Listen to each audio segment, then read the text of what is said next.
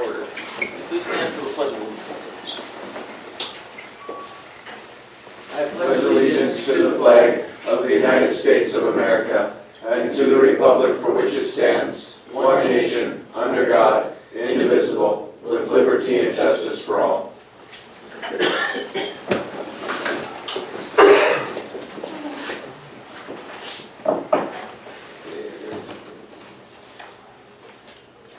We will start with board reorganization. It's the first meeting in December.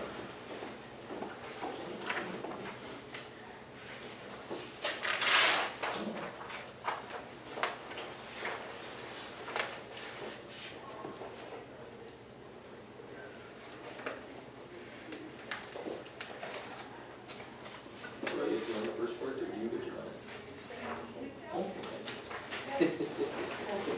Oh, you got the fun, you get the list one, you got the issue, because you opened it right away.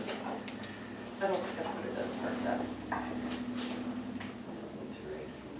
Okay, I guess we will open nominations for chairman of the commission. Make a motion to Commissioner Brown, the chairman. Okay. Make that, to be that, cast that as a unanimous vote.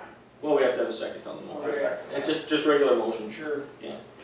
We have a motion by Cliff and a second by Wilson. Nominate Commissioner Brown as the chairman. I think I'm technically supposed to ask for nominations 3 times. Are there any more nominations? Are there any more nominations? Seeing none. There being no other nominations, okay, then we need a motion for unanimous ballot. So moved. Second. We have a motion and a second for unanimous ballot. I'm not as good at writing this quick. We have a motion and a second, and the unanimous ballot is cast to appoint Commissioner Brown as chairman. All members vote by saying aye. Aye. Opposed, same sign. Motion carries, and Commissioner Brown is chair. Congratulations, Mr. Chairman. Thank you. Want to switch spots? Let's just do it from here now. Oh, you better sit next to Candy, you gotta do all the fun stuff up here. I get off the hot seat and you get to take it. Yeah. I'll play my chair out of the way. That way we can just change chairs. Oh, okay. That's probably easier. Yeah, I Like don't there. think you're gonna need it by here. Oh, wow, son of a gun. Let me come behind you. There we This is go. like the annual road pass. Oh, you're coming first? It's like musical chairs without the music. Oh, it just makes Oh, sense. yeah. You got your chair set right, you gotta That's go for chair. Well, it happens once a year. Go for it. Yeah, we figured it out. Yeah. We're learning our chair goes with us, You know, That's We're pretty good. the planet guy, you know, narrator, We're like, gonna take once per year, the migration of the chairs. Switch it up. There. You get to sit on the side of the table now. Get fancy. Okay, we'll, We get to see the door. open the nominations for vice chair. I would nominate Adam Lightfon for vice chair. Nomination for Adam as vice chair, is there a second? Second. Do we have a second? We have a motion to cast unanimous ballot. So moved. Do we have a second? Second. Okay. Adam as vice chair. Thank you. That's next. And you can probably. Portfolios. Portfolios. Okay, we're down to that. Yep.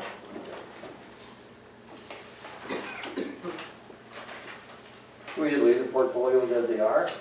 Any objections? I would be interested in the sheriff's portfolio. I've had it before, would be on the LEC, I would be interested. And that's under Jeff, right? And that'd be fine with me. Any other changes want to be made? So is that just the sheriff's or the portfolio of the whole thing, since we usually have it combined? Would be my question. Sheriff and the state's attorney and the county agent? Yeah, well then, Jeff, that's what your whole portfolio, right? Right. I have all 3 of those. But they're all 3 separate. Well, we've always kind of included them together, I guess, as long as I remember. But yeah, I mean, you could separate them too, I guess.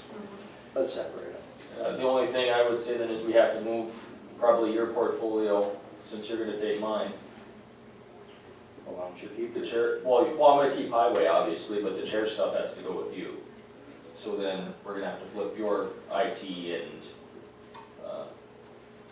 Yours tax is- director, we'll have to go out to somebody else. So you choose. Why don't you keep the human resource and I'll keep the tax director? How's that? Got it all straight? Emergency manager, you want? You wanna keep her I'll too? just keep everything. No, you won't, but that's okay. Is that all right with you? Oh, we can just flip, you can take the ones I had, and I'll take the ones you have. That's the easiest, because the ones that are on the chair should probably stay on the chair, I guess, in my opinion. Okay, that's fine. I agree. Okay. Any other changes, portfolios? Lucas, you all right? Good by me. Everybody else all right? And the only other thing is if somebody wants to maybe change just to try working with different people, that's fine too. So it could,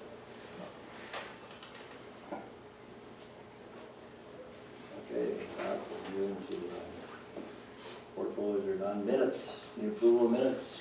Got a motion? We have a motion to do the portfolios. I'll make a motion to, let's see here. Keep the portfolios the same with the exception of putting Commissioner Olson onto the sheriff's portfolio and flipping the portfolios of Commissioner Brown and myself, other than what goes, other than the highway department. Someone just say that. I'll second that. A motion and a second to that effect. Is there any other discussion on it? You guys both have highway anyway. Yeah, that's a good point. All in favor, say aye. Aye. All opposed, motion carries. Now we go to the minutes. Any corrections on the minutes? Move to approve. Have a motion to approve the minutes, is there a second? Second. Second, all in favor, say aye. Aye. All opposed, motion carries. Bills. Great part of it. Any discussion there? There's one bill from the highway, that we should probably have a separate motion on that, $384,000 one. Do that a second, okay? Or we can do it under your, Yep, right, we we'll can make do it under this. Okay. the big bill. It's just broke out in the highway bills, correct? Yes, it's listed on the highway bill. Okay, is there a motion to approve the bill? So moved. Second? Second. Have a second. Any other discussion or questions? Jeff, are you taking that one? Okay, you can have it. Okay. Roll call. Wakefield, Aye. Lightfon. Olson, Aye. Brett, Aye. Brown. Aye. Got it. Put your head around. I know. Financials, Candy, anything wrong there?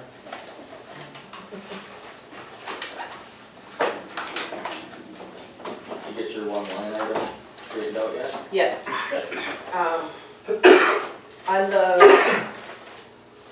On the monthly report, it shows wrong. He can't fix. He can't fix it. We'll just amend it. at the It's end just, of the year. it's actually, it's fine. It just shows wrong. It just shows wrong. Yeah. Yeah. There's the DES grant, which is Kristen's. That's like an in and out. Couple things in social services, but they're gonna fix those. And then I'm gonna wait and see where we sit for final numbers for the LEC to transfer money at the end of the year. Or to transfer some at the end of the year on that? Yeah.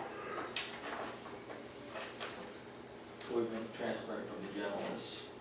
We haven't transferred. We haven't. Yeah, we just had that sitting there. Yeah. So we'll have to transfer additional dollars over the line items, what you're saying?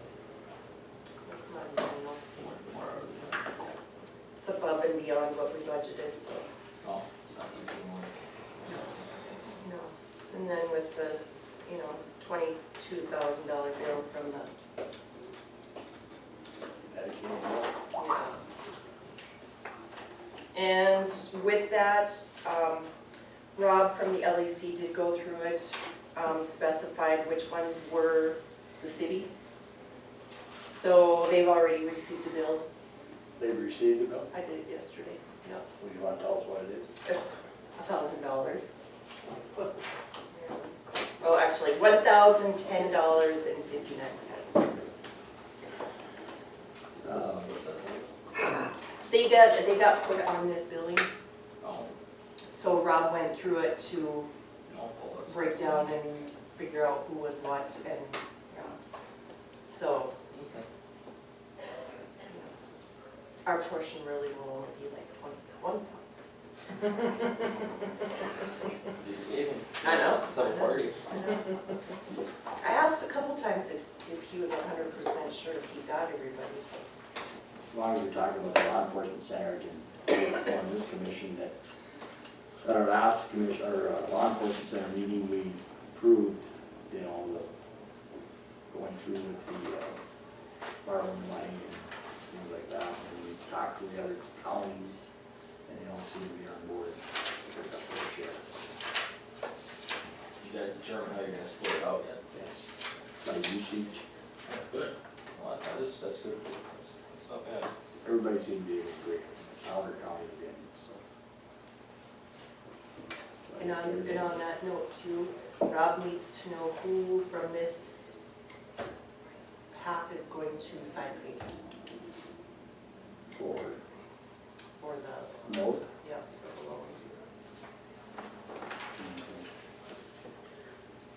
I told him I would assume it would be the chairman, I would think it'd be appropriate to do this terminal. but I said that I would, you know, So we're I would gonna, mention to you guys. we have to put that on the agenda I would, for signing that then? yeah. I suppose I'll sign it for the law enforcement center. With it, if it's all right with this commission, I'd rather have Adam sign for this commission on that particular item. Otherwise you'd be signing twice. It's a little bit. If that's all right. It's fine with me. Yeah, that's fine. If that's needed. I don't know exactly when he wants to do it, you know, Candace? It doesn't, it just says that the LAC board approved us to move forward with obtaining a loan for the $261,320 through Gate City with the interest rate of 3%. He's been working with Daryl Jorgensen below and getting everything organized for the application as per below his email. He is needing documentation outlining who has the authority to sign as grantors for your respective entities.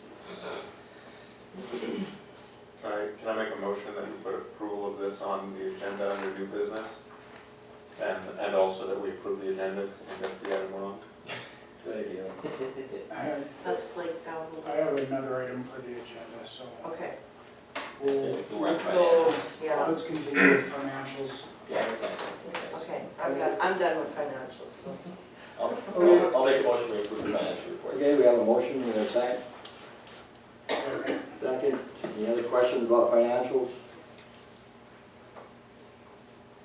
Roll call on that? Yeah. Olson, Aye. Wakefield, Aye. Frith, Aye. Lightfon, Aye. Brown. Alright, treasure checks. Motion to approve. Second.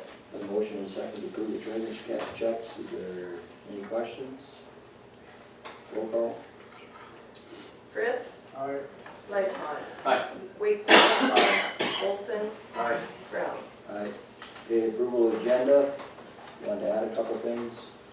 Ramsey County Water Board is going to come in with a couple different proposed draft legislation changes that they'd like our support on.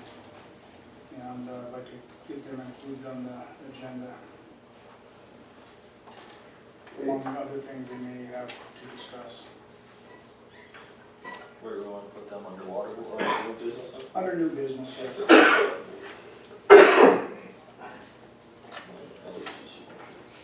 And Lucas, you want that item put on your table? Yes, please.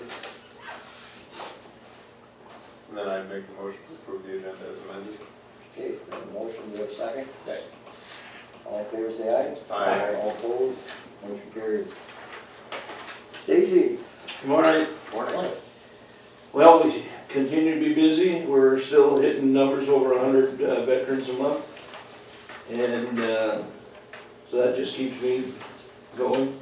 On my report, I mentioned that we're in the planning stages. We've had one meeting, a second meeting later this morning regarding a veteran stand down in May, which is basically just an education fair. We'll have numerous vendors and booths set up, all regarding benefits and things that are available to veterans. It'll be tentatively set for May 31st in the Memorial Building. It'll be a catered event. But yet that, we're still in planning there, so that's basically what I got. I am going over to Benson County here in a couple minutes to visit with their commission. They got a new commissioner they want me to meet and then explain any things. I did do a printout to them as far as the veterans population and numbers and stuff that the state has given me annually that we can share with each commission as far as what the veterans are earning and what the veterans bring back to the counties. So I'll be able to go over there as soon as I'm done here. Adam, should have that been that ESO contract with the other counties? That was in the minutes that you were gonna discuss. Yeah, well, we have it under new business, so I just figured you'd handle it Oh, there it is. there. Yep. Never mind. That contract is all right to you, Stacy, with the Well, county? Yeah, I'm fine with it, however, whatever comes up, it's generally if Nelson and Benson have issues, we'll just have to address them. I talked to Stephanie, the last law enforcement, he seemed to be all right with it, so. Yeah, and I talked with Ron from over there, and I talked with Maynard, and they seemed to be okay with it. It was just a matter of maybe, and I said we should, from our perspective, we can look at shifting possibly the percentages a little bit, just because the veteran population has changed, just to try to, keep it equal to where we kind of set it up originally, so. Good that we talked about it on Stacy's here, so. Other than that, it sounded like everyone's pretty good. Any questions? No. Thank you, Stacy. I'm out of here. Stacy, Thanks, good guys. luck over there. Yeah. Drive safe. Kristen? Good morning. A couple quick things. First, I wanted to address, there has been an issue of the panic buttons going off in the courthouse. If you are all on the reverse 911 calling tree system through the law enforcement center, you've probably gotten a phone call, a text message, multiple times. I had NDTC come in last week and fix one of the broken buttons and rewire essentially, or just flip wires so the alerts came from the correct side of the floor. That's taken care of. We had another one on, I think it was Friday last week, and it was a mystery button that was pushed. I couldn't find it because I go and I undepress every button that's pushed when it happens here in the courthouse, and it's still a mystery to me. So I'm having NDTC come back in and add 3 buttons, 2 up in the courtroom and 1 in social services, into an office that didn't previously have one of the panic buttons. And then they are going to look at all the hard wiring to make sure there isn't a short in the wire or something isn't wrong. So hopefully by Friday, all problems will be fixed and eliminated. And then they're working on a system to, when a panic button is engaged, that the west main doors automatically lock. So I don't have to, run up every time and flip that switch and lock those doors. In the event that we actually have a real threat, I would prefer not to be the one shot either. So I'm trying to figure out a system to get everything fixed for that. Another thing is I have been working on a couple different grants. One of them, the one Candy mentioned, that DES grant, that In and Out grant, I'm waiting for the funds to come back in as a reimbursement before I send that check off to a contractor that we hired as a region, as a Northeast region back in August to do an exercise for us, a full-scale hazmat exercise. Let's see, what else? Everything else with our other EMPG grants with my salary has come back in, quarterly reimbursements. and things are going well. I have to run to Bismarck today for some NDEMA board business, which they will do reimbursements for travel expenses that way. But otherwise, everything is good. I'm glad you brought up the panic buttons. It is a problem. As somebody that's in the building, it will become quickly ineffective if the problem continues to go off and it's not an actual emergency. Is there a way to determine which button is pushed? Does the phone company, does the system have that capabilities?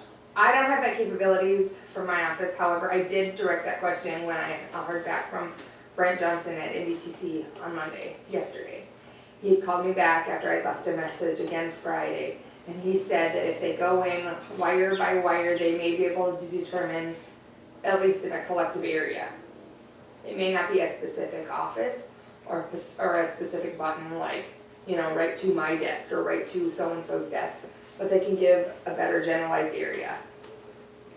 And I did talk to our police chief, and I did talk to the officers that respond, and he did reiterate a message, you know, don't become complacent with the buttons that are being alarmed and triggered at the courthouse. And I did send an email out to all of the staff and all county and non-county employees to, you know, treat every incident, even though I know it's been repetitive lately, treat every incident as a real incident. And all employees have been great here. All county, non-county, they all go into the lockdown procedures, they follow through. Yes, it's, you know, huff and gruff about it, and I hear about that, which I'm trying to alleviate and fix the issue in hand. Well, you know, we've all heard the Aesop's fable, the boy who cried wolf. Right, And sooner or later, that will become a problem right. with employees that simply just disregard it. Only one time was there a button I could not find. Every other time a button was actively engaged. It was unintentional and on accident, but every time a button was pressed. Well, it's like somebody pulling a fire alarm. It may be an accident, but it's still, you know, cause for concern. And if you want that response from everybody within the building, it has to be something that people continue to take seriously. I did last week go and move all of the buttons back 4 inches from their original placement too, so they cannot be bumped. Okay. I did go desk to desk. And I think the big deal would be getting that main door automatically tripped Yep, and locked. The telephone company's working. You know, I think the sooner that happens, the better. And then I don't know if there needs to be something in place within the building, in the hallways, that either, you know, a buzzer, a light, or whatever, to let people know in the halls that what the heck's going on, why is everybody's door closed and all the lights off, kind of thing. You know, you don't want people wandering the halls, and you don't want staff out there looking for people either. So, Yeah, I mean, we talked about that yeah, after we've gone through some of the simulations and stuff and trying to figure out what's the best way to, I mean, we can inform staff, we can inform people that work in the office and commissioners and such, but it's really, how do you get the message through to just somebody that's in a building doing business, that's in the auditor's office? I mean, the hope would be, I guess, that if you're in the building and it occurs, you're gonna be in an office. hopefully. Is the hope, Yeah. because then they'll say, we're locked down, get in or whatever, but if you're in the hallway, it's. Well, you know, all it our would be nice to have office, some all type our of office thing. doors to the main entrance or the main hallway, and it's open out, so you have to go out in the hallway to actually physically close it. Hopefully, staff are looking down the hallway and saying, okay, none of the public is here that I need to make safe. I can close the door and feel comfortable about that. We've had to do that. There were people in the hallway, Yeah. and we just asked them to come into our Yeah. office because. Yeah. And that's in our policy, Yep. that's been signed off on by this commission as well. Uh, If you as an employee see someone in the hallway, pull them into your office, then shut your door. And it is unfortunate that all of our doors open from the outside in like that, you know, because it's much harder you know, honestly, a little bit more dangerous to have to step onto that hallway, grab that door and shut it. Yeah. But, I you mean, know, at the end of the day, you know, we went with the panic button system as well as the fobs and everything to try to increase security. mhm. And I know we don't wanna be complacent, but, you know, that it still is providing that increased level of security to the point of at least we know the system works. Unfortunately, we just gotta get it right. Mhm. My question was gonna be, so, like, when we get the reverse text, it tells us where the button was pressed, like second floor south or whatever. Correct. So how, if they can't trace back to a certain button, how do they know it's second floor south? Is it like they potted like half the buttons, so it's just half the floor says second floor south when it goes and the other half says Correct, second yep, north? all of our panic buttons, all of the duress system is hooked up to what's called sensophones, and those are in that, right when you walk in the main door there, in that little hallway closet, or that, whatever you wanna call it. And so many offices on second floor, these ones are potted together and they go directly to this sensophone. And the ones on the north side are potted together and they go to this sensophone. But it's not broken, you know. So it's like per office. 10 buttons per something, or Right. whatever, it depends Right. on how many are in that area. Yeah. then. Okay. So the question would be then, if they can trace wires, can they add more sensophones in then to maybe say you can break it down to a pot of four so they can quickly realize where the problem They is? sure could, it's just, you I'm sure it know, would cost money. what we pay, and that's essentially what it came down to when we put it in. Just curious. Yep, but they can do that, But the telephone office has been working on this since we started having trouble doing this, yes. I have been in constant communication with them. and they just can't seem to find it. Well, they come in and every time we test the system, like I will call the law enforcement center and then I will purposely engage a button in the public health office. And I will have notified them so they don't send officers. And they'll say, yes, it came through as second floor south wing, which is where the where the public health office is. So we did get that issue resolved because for a long while, there were unintentional buttons being engaged in the social service offices on the north side, but it came across as the south side from the sensophone. But the North Dakota, the telephone company did get that fixed because they had to just swap wires essentially. So the main problem, like you said, it's gone off multiple times. The only time it hasn't been actually actively pressed is one time. One So time. basically, it's just, like you said, repositioning where the buttons are so people don't accidentally put their finger on it. And I did that, yep. I So- spent a couple hours repositioning all the buttons. Don't in put your the finger on the cross. button up there. I almost did it a couple times when you put your hand up. Yeah, don't pull your hand up, that's how a lot of these buttons are going Yeah, well, yeah, up. you put your hand You up, put but your just hand like there that, to, you like, can almost put your finger down its butt slot. And it's not hard to push it, it's not like super easy like a doorbell, but it's not that hard either, so. That doesn't, I'm sure it doesn't take a lot of Thanks use. for forewarning. Okay, anything else, Kristen? No, I took up enough of your time, I gotta go to Bismarck. Thank you. Thank you. But Yeah. before I go, since you're brand new, I have something for you.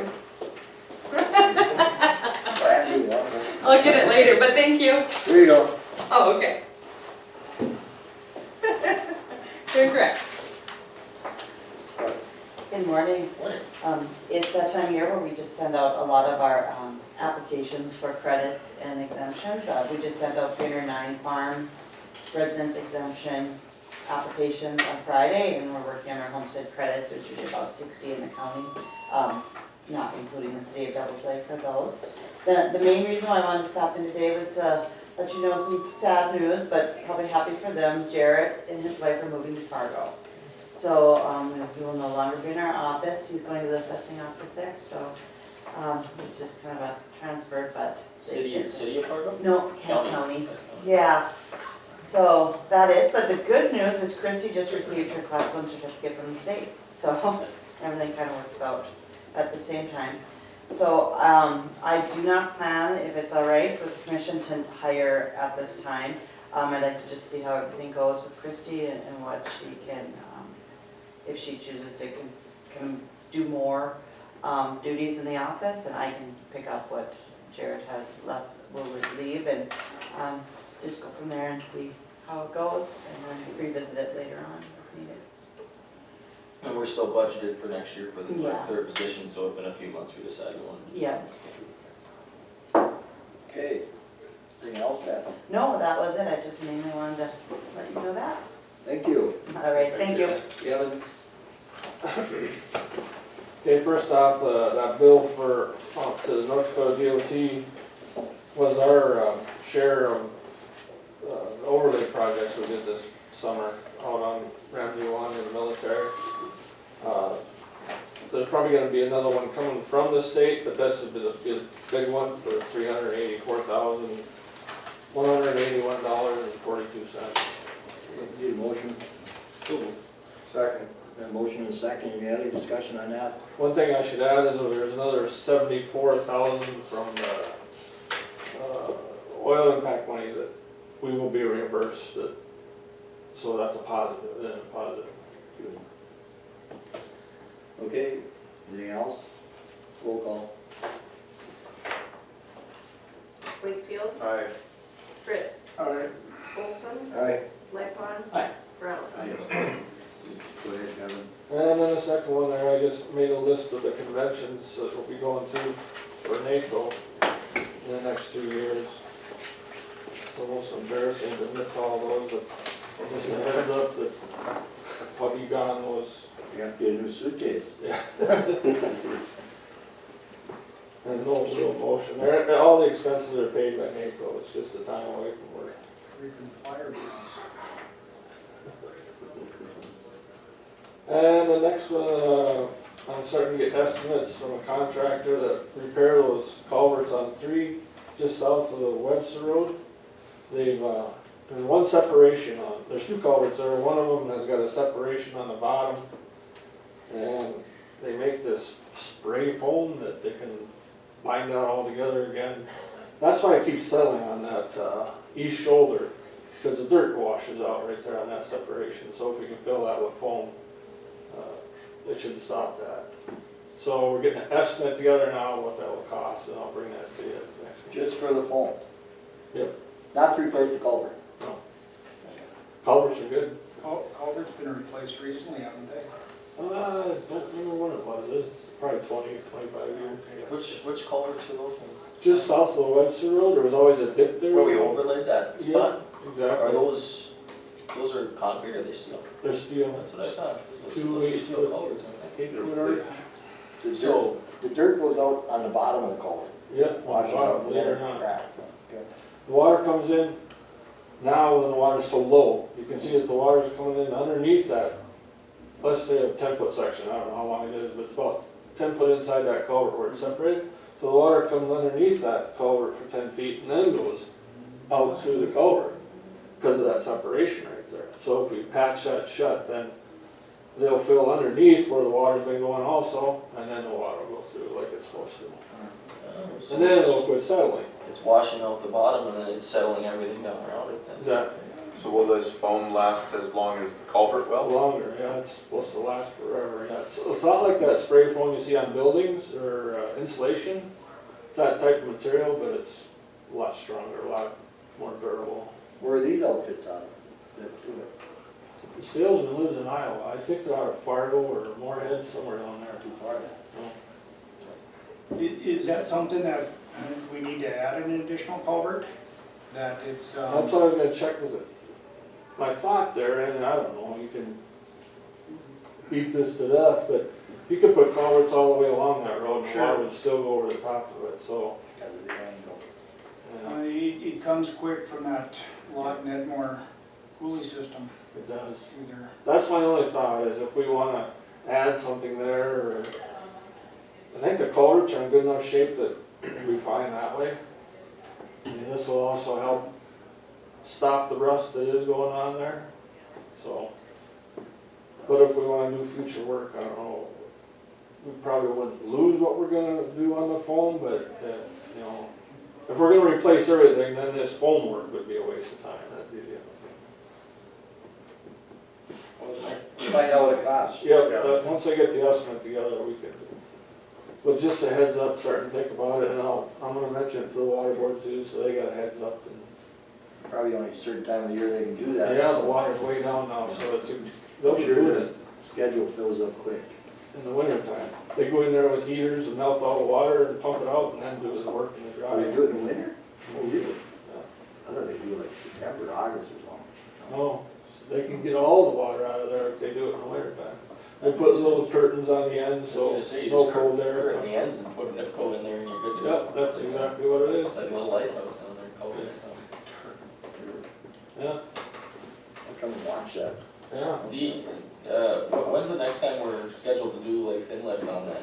That's a ways out, isn't it? Yeah, long way, so we doing chip seal, Yeah.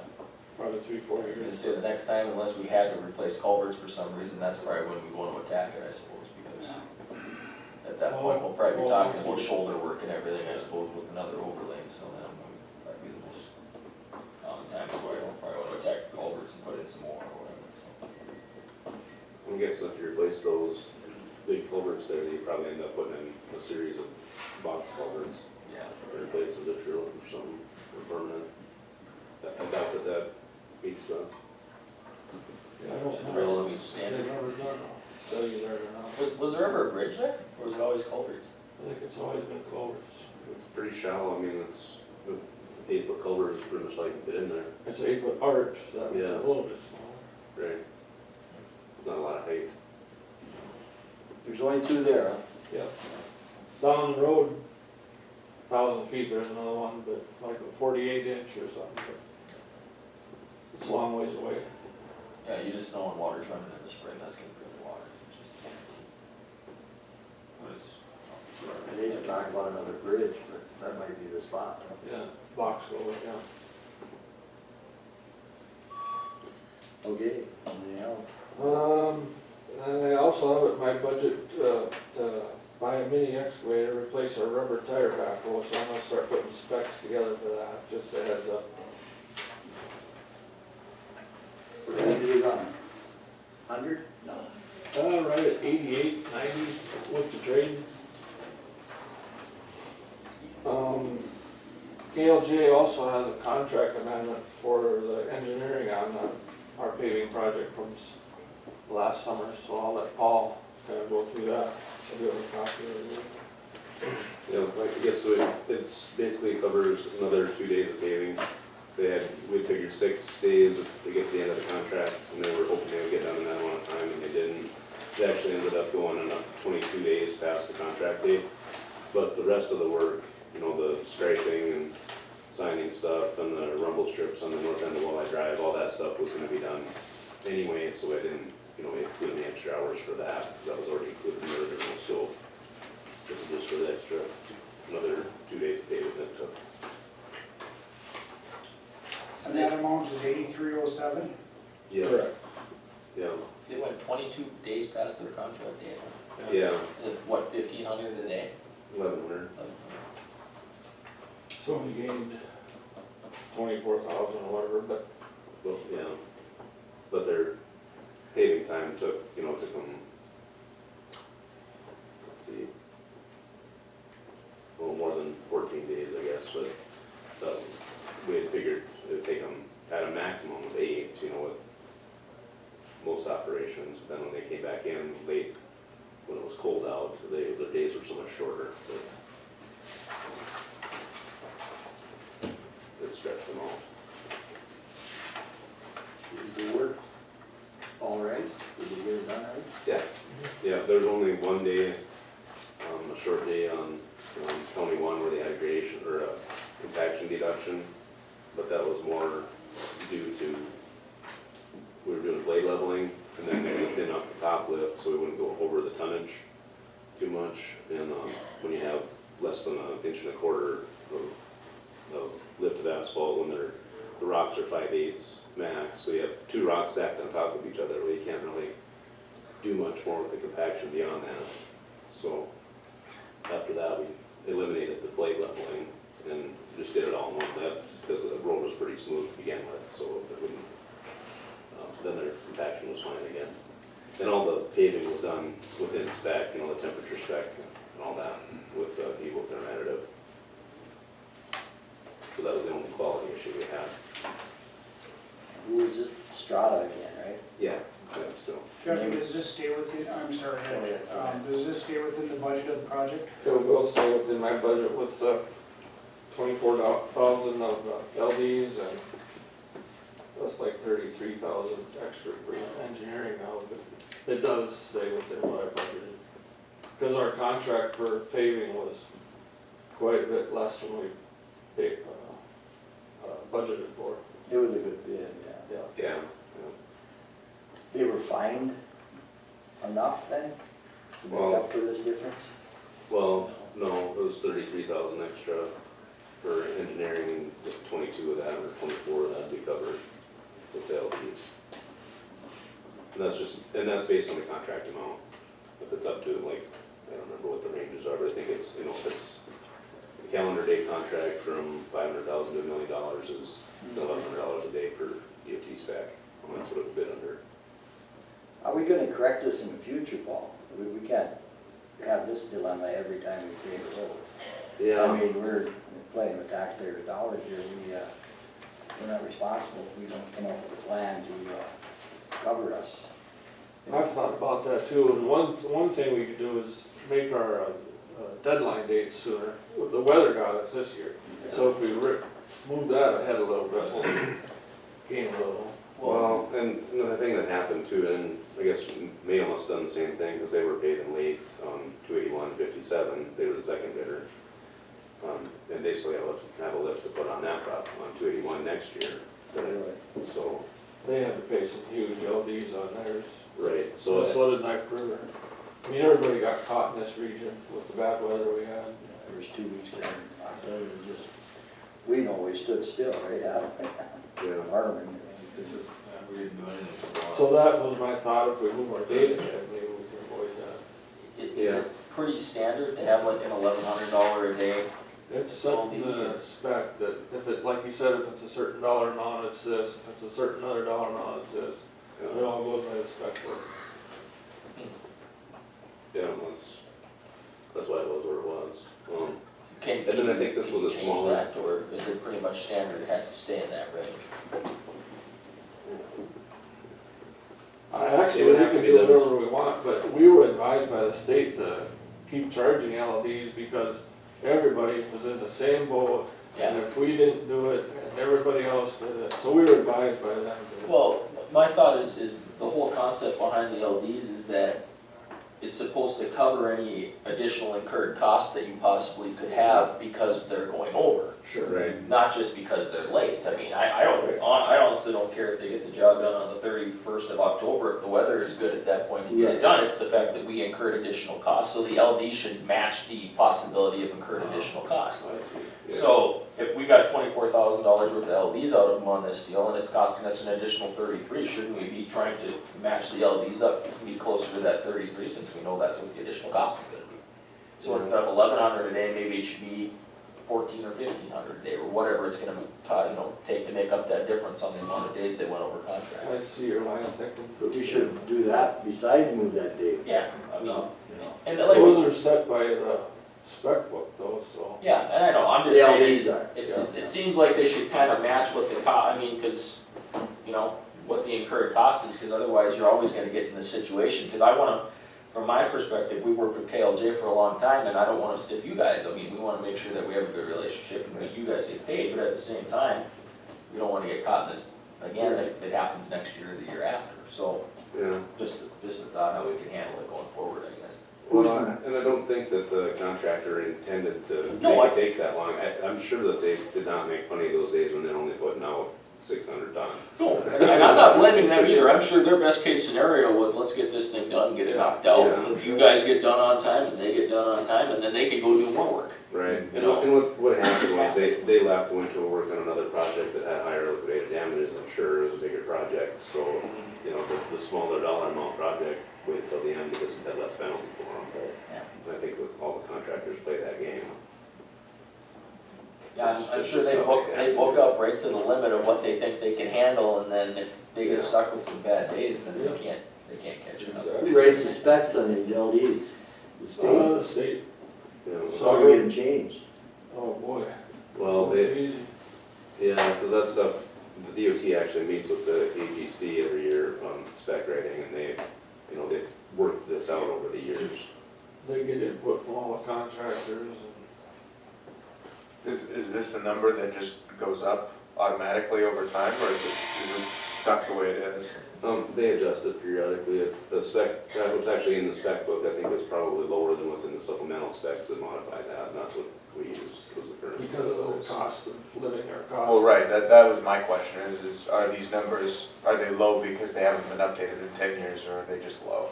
Well, they're Adjust. fairly low, I guess they, you know, say if it was a grading project where they were doing, you know, or it took them longer and they would still have the road open, the road were still getting charged LDs, you might not need as much inspection, but on paving, the DOT specs are pretty tight on what testing you have to do and who has to be there to get it done.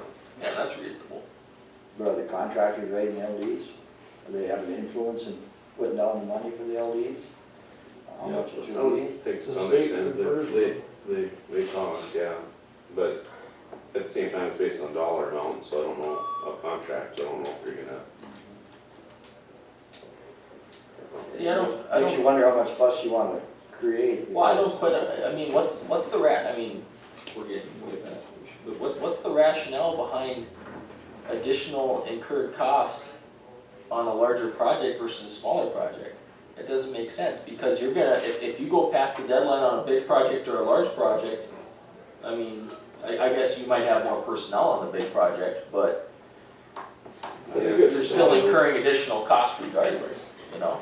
It's probably an incentive, more incentive to get those big. Well, I know, but that's my point, so the Yeah. state's got bigger projects, so they put higher LD, so they get their stuff done before we do. Well, and not just that, but your bigger counties too. Yeah. I mean, So so it's in other kinda words, stacked well- against smaller projects, to a point, I mean, on the LDs, I mean, I'm not trying to fault anyone, it's just. one more example of us subsidizing. Well, and it's, I think the key is to move those dates ahead, you know. Yeah. It's all put Yeah, I think on the that's first a- of July end date. Well, that's an easy thing we can do, yeah. well, if it would have Expecting a been parade 10 or days something. earlier, it would have made a difference, yeah. So, like you said, when we talked about this a little bit before, I don't know if we talked about it meeting, or I was just visiting with you about it, by moving those dates up, there's the possibility though they might increase the costs on the bid simply because they know they've gotta get it done Right. quicker. Yeah, so if you go I mean, more it's 6 of one, half dozen of the other. But at least so- you can plan that way, Yeah. right? I mean, you can see what your costs are gonna be up front. Well, and really what extended the length of their contract as much as them leaving and coming back was all the breakdowns they had. I mean, their Cold plant weather was- didn't help either. No, it didn't, but their plant was broke down a lot. Well, yeah, at the end of the day, the hope is this is a one-time occurrence, Yeah, you know, because we've never, I mean, I've been here 4 years, we've never had a problem like this before. I mean, it's always been, things get done and cracked out. and- We have had in the past, but not with this group of commissioners. So, Sometimes we've, did charge them even, but this time we were advised to keep charging them because everybody else got charged. Okay. and really on the federal aid projects, It's it's a pretty, federal aid. you're pretty well stuck. I mean, you can't really just say we're not charging them, or the county could get stuck. Okay, at the end of the day, we've got all winter to get it figured out, I guess. Yeah. And it's still within my budget. Good question, Jeff, and it's not gonna cost, my budget's not gonna go up. I'll make a motion that we pay the amended amount and the additional dollars on the KLJ contract of 8207. okay, we have a motion, do we have a second? Second. Second. Any other discussions? Roll call. Olson, Aye. Brett, I, Wakefield, Aye. Lightcon. Aye. Brown. Aye. Anything else, Kevin? Yeah, one other thing I should, got something. Say thank you. Oh, Appreciate it. I should mention is Lloyd Sanderson did call me again about tearing down some of the houses in, Edmore that we, own, the county owns. And I don't know how you wanna handle that, but he was willing to give us a really good price to do it. The only thing is, you know, again, it's the asbestos thing, as long as we own them, Do it for now. Sell the houses, the city for a dollar. I mean, houses. Can we? Yeah. We're asking you, You can no. sell the houses to the city Well, for a dollar. isn't it? To another identity, we can sell for $1. Yeah, I just can't gift, I don't think. Well, I don't think You it's- sell I don't think it's free, don't you sell it, they have to pay the back taxes and then they get it back, don't they? 'em. Right, and these are the houses that they just wanna tear down that you're talking about, right? in Edmore, yes. Yeah, But they're owned by us, I presume so. because obviously we can't. Sounds So like we winter can't to me. sell them, Yeah, or we can't absolutely. get anybody to bid on them. But the city will own them then up there. Yeah, exactly. Great idea. How many do they want? Well, at the end of the day, I don't know if there's 2 or 3, I don't know. at the end of the day, if they wanna take responsibility for them, then they have to take on all the other, Yep. and then it's up to them to do what they need to do to make sure it's right. Well, it's a winter project for him, huh? That's when he wanted to do it. Yeah, exactly. Yeah. Actually, over the way. But Could we write off the taxes owed to the county I'll look into that. and sell it for the dollar? You know, because if there's back taxes to Yeah. it, we haven't in the past, I don't think, anyway.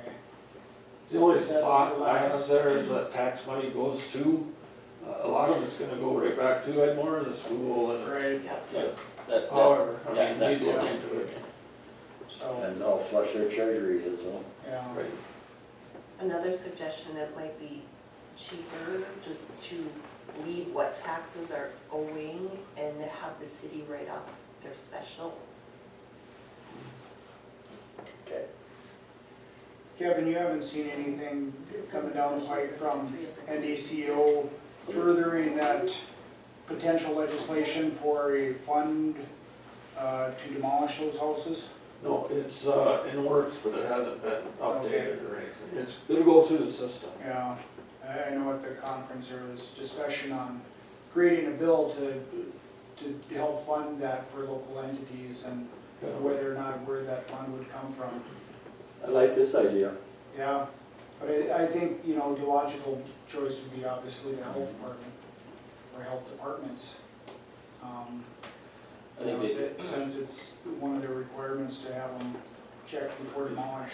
I think they could put a pretty good dollar figure on it, it wouldn't take long to use it up either. Right. We Yeah, have a lot of counties that become Yeah. I think that's how it works too, it's like a grant program. right. And I think it's just gonna continue to be a bigger and bigger issue. You know, that was one of the things I was talking about before, it's like, we need to figure out how we're gonna fund demoing this, because all of these rural areas that are drying out. Yeah, we're not the only ones, for sure. No, Well, at the very least, even if it's not for a full demo cost, like it covers the asbestos costs or 50%, even just something to help, you know, so we don't have to incur the whole cost, because right. we can't possibly do that. Did they get a number on that bill? No, not yet. No, that's what I, No. oh, yeah. Should follow up on that. Yeah, I'll do that. Keep us informed, Anything else, Kevin? Nope, that's it. Paul? Oh, I do have some pictures. Really no explanation, this is the bridge that we replaced, but you could just look at that as Oh, a but they put it business. in, Okay. it's good times. I just have one question for Kevin. Did you ever hear anything back on those bridges south of Churches Ferry? No, That they were supposed to inspect a month ago. They did inspect them, they sent the literature to Bismarck so they can do the analysis to see what tonnage Okay. it'll hold.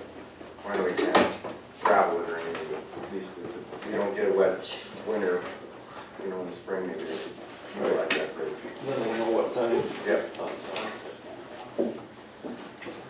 Okay, let's move into new business. Approval of leases on Adult Lake Basin, Park Board, and school. Sheriff's house. Oh, yeah.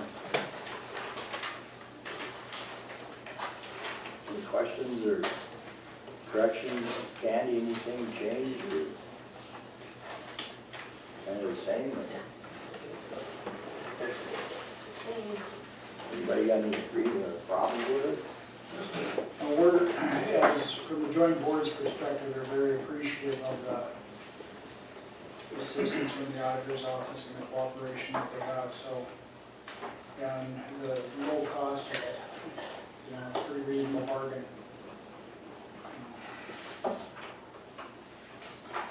Okay, Well, if nothing has changed, I'll move to approve. okay, we have a motion to approve, is there a second? Adoption. All together, All together. Yeah. all the motions together? Yep. Do you have a second? You second, Jeff? Or no, was that a second? I'll second. That's fine. Okay. I just had the one question, I guess. Okay, go ahead. I know we've had some questions in the past year about the, how the sheriff's house operates. I've had some questions on how the committee operates, just who's on the board, who's signing on, I'm just curious. On the sheriff's house. Yeah, who's the committee now, is it still Mary? That's the only person that I've ever been in contact with. I don't believe it's still married. You don't? I Because think it's, I'm just curious who we're signing with, that's all. I believe- Who is it, maybe? I believe it's Becky. I'm not 100% right. Who? Becky Larson. Oh, yeah, I think you're probably right. Yeah, because Becky's talked to me in the past, because they've done some fundraising and stuff like that, so I'm just kind of curious who we're That's signing it with more than anything. That's Just, kind of where the big issue came was yeah, fundraising. who was in charge of the committee Yeah. and how was the fundraising Yeah. happening? Because I got a couple questions this past year's chair on it, so. Should we Well, And I was like, I'll check that. put her down then, or ask her if that's, she wants to be in charge or what? well, no, I mean, that's their internal thing, they can figure it Yeah. out themselves, Yeah. but just so we know that we're signing with somebody that's, gonna actually take care of it the way I mean, I think what it comes down to is there's just a lot of passion to take care of it correctly. Right. We wanna make sure it gets done right, and that's good. I hammered out there, so. I'm fine, Okay, all right, you second it? not a second. Any other discussion? All in favor, say aye. Aye. All opposed, motion carries. VSO Joint Powers Agreement. Go ahead, Alan. So, yeah, like I alluded to earlier, I talked with, Maynard Loyal over at Nelson County yesterday, as well as Ron Carlson. He's going to be the chair this year, I think, so I called him and visited with him. They don't necessarily have any concerns, other than, they just wanted to make sure Nelson wanted to stay at their half day. It sounded like Benson wanted to stay at their full day. So it's just a matter of, Nelson's main concern still was, no different than when we signed it originally, was the fact that, they're only getting a half day there, and they're paying a certain amount, so it's working out to a pretty high dollar figure per hour that he's actually in the building. But he readily admitted that when he's in the building, there's really not a whole heck of a lot to do, so, and they're not gonna get it cheaper anywhere else. Are they aware of how many Benson County, Nelson County Yeah, people he yeah, sees over Yeah, there? and he really, and he understood that, but he was still, and I said, at the end of the day, we wanna make it work for you and for us. And he said, we're kinda stuck, he admitted, we can't, Grand Forks County or you guys, we don't wanna hire somebody by ourselves, so. And they wanna keep working with us. So the only thing I brought up with them is that when we split it back in, the original contract, we went 50, 30, 20. Well, now, we have a higher percentage of veterans, it's actually closer to like 58, 59 Ramsey, 23 Benson, and 18 Nelson. So, to try to save them and try to keep them whole, I think it would be unreasonable to adjust the numbers in the contract just to make it fair, because that's kind of what we agreed to when we started the whole thing out, so. What were you thinking, Adam? Well, I foresee ours is gonna keep moving up, our percentages. I don't see why it wouldn't. So, I mean, if you went like,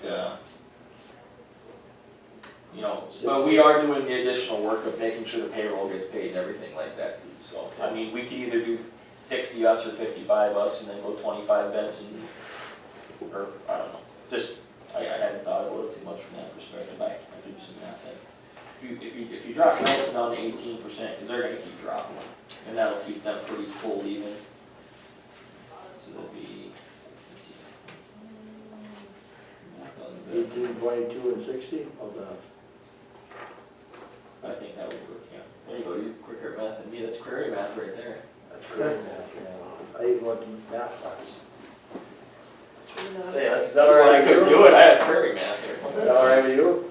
Not too big a small percentage of I mean, No, I it, mean, there's money in there. it moves us up 10%, but I think it's fair because we want to keep it, and like I said, we've moved up in the past, how long have we had this contract? 3 years maybe? I think so. We've moved up Worked out 120 veterans. In Yeah. 3 years we've added in Ramsey County. Benson has dropped, about 20 to 30, and Nelson has dropped almost 70. So it's gonna continue to do that, where we're probably gonna add more because we have the camp and, that's a pretty common thing. So I don't think Agreeable, it's, everybody? Yeah, that's fine. I think it's a We good just way might- to handle it. Might soften them up on the jail a little bit too. Well, and I think the closer we can get it to the real percentages, the less argument any of the other towns will have, Okay. And Benson has been paying more than their fair share the last few years, but I think the agreement always was, since they were getting the full day and Nelson was getting the half, they were fine with paying a little more. But if we get it close to what it should be, I think everybody would be happy. Do you wanna make a motion on that, Adam? I'll make a motion that we allow the chair to sign the contract with the splits of 60% Ramsey, 22% Benson, 18% Nelson. I'll second it for right now. There you go. You have a motion and a second, any other discussion? All in favor, say aye. Aye. All opposed, motion carries. Thank you. Thank you for that. Ramsey County Water Resource District. Well, I just wonder if they're ready. Kevin, could you see if they're, Should we go down a couple more? Uh, Yeah, let's go ahead and through the Well, this is just board appointments, right? Yeah. board appointments, okay, yeah. We just had the Oh, that's right. two individuals that are on the board wanted to go back on, so yeah, I'll make a motion, we reappoint, I think it's Brian Holt and John Brown. Okay, Second. we got a motion and a second to that effect. All in favor, say aye. Aye. All opposed, motion carries. Meeting dates. Anybody got any problem with those meeting dates? They seem to be all right. I'm busy on most of those days. Yeah, me too. Busy on when? I'm busy on most of those days. You're busy on all of these. If it's okay if we meet Thursday, January 3rd, instead of right January after, 1st, yeah. I you think that's know, reasonable. instead of give me a day or two to, What'd you say?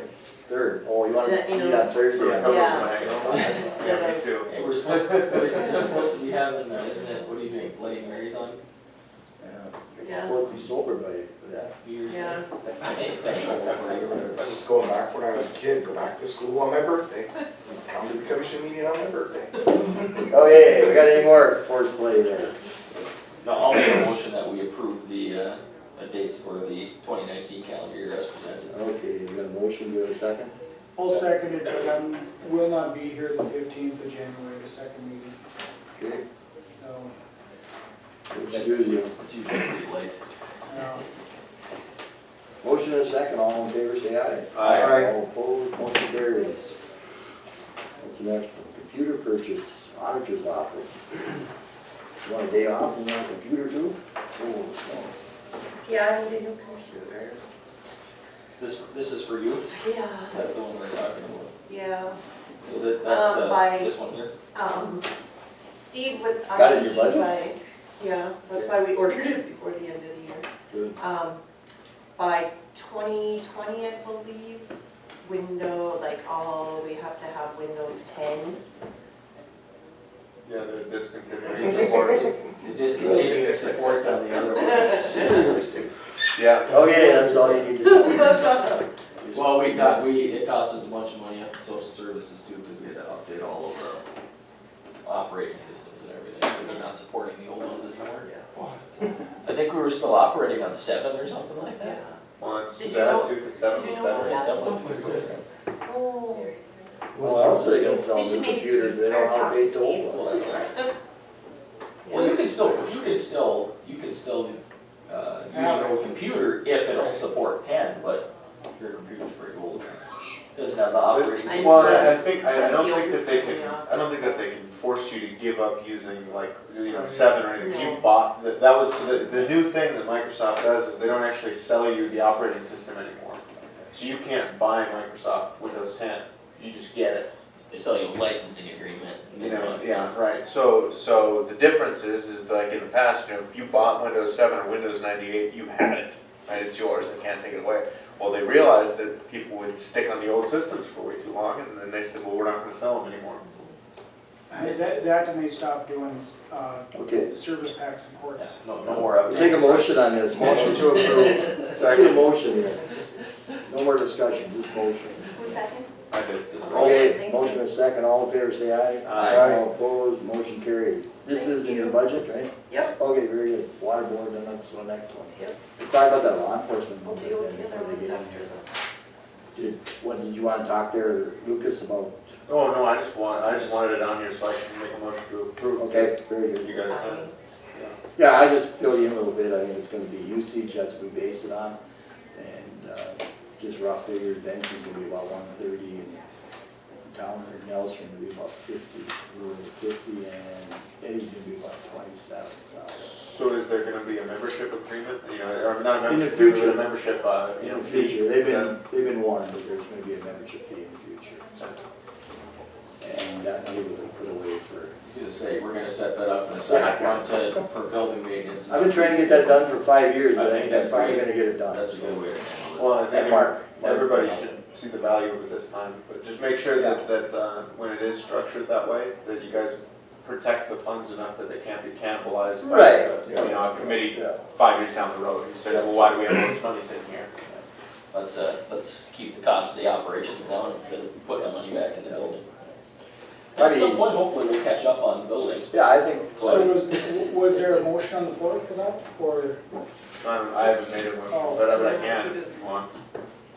Mark, anything else to add on that? I just want to thank Commissioner Brown for the amount of extra time that he put in. He put in a lot of time on that.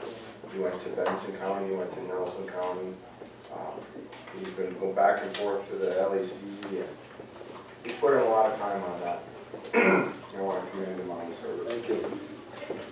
That went pretty well, and I think it's gonna get there, I think. We had a good meeting, I'm probably covering portfolio now, but we had a good meeting with the state inspectors, and they're supposed to give us a finding, I hope, by the 10th of December. So they had to go back and talk it over with their superiors, and so it was a stall tactic, I believe. It was a stall. Well, you gonna make a motion then? Yeah, I'll make the motion.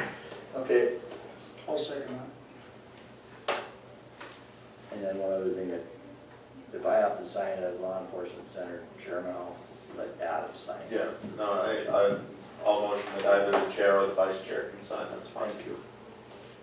Okay, anything else we should have in there? I think we're all right. All in favor, say aye. Aye. All opposed, motion carried. Thanks for coming in, fellas. Water board, what do we need? Well, it's been brought to our attention in the last legislative session, there were some bills passed. We've actually got some information here to pass out to you. I think we've got for everyone. There was a few policies that were implemented, one of them about economic analysis of water projects being added on for projects that cost $1 million or more. You're required to do a economic analysis. You know, in our little area of the world, we wouldn't think that's a big project, but you know, when we start looking at the Edmore Cooley project, that's approaching $1 million. So we'd be adding on a whole other layer of analysis that needs to be done before you can do the project, which, you know, we're talking our engineering on that, or the original engineering is gonna be $250,000 plus. So, you know, it's kind of expensive to do all this analysis before you're allowed to do a project.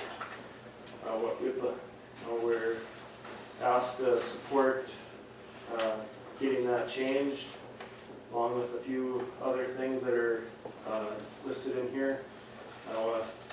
As our board, we see that it's something we could support, and we want to bring it to your attention that hopefully you guys could come to an agreement to help support the changes in these bills also. Okay.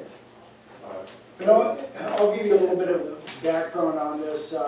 Back in the 2017 session, there was a major water legislation passed, and there's two sections in that water resource districts really felt impinged on what they were doing.